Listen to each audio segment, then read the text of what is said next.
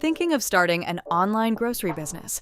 With more consumers choosing digital shopping for everyday essentials, now is the perfect time to enter this fast-growing industry. But before you launch, there are a few important things you need to know. The online grocery industry continues to grow as customers demand convenience, faster deliveries, and better shopping experiences.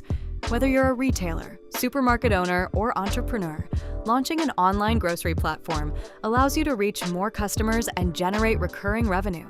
Success depends on choosing the right business strategy, technology, and delivery model. Before building your platform, make sure you have these essentials.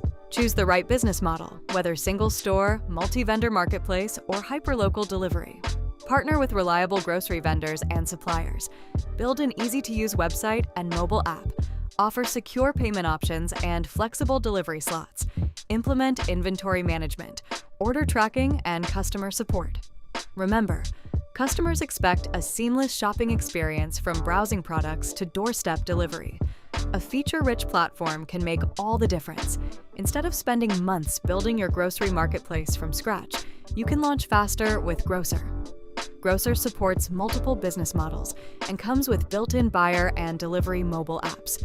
It offers advanced inventory management, multiple payment gateways, vendor management, and delivery scheduling.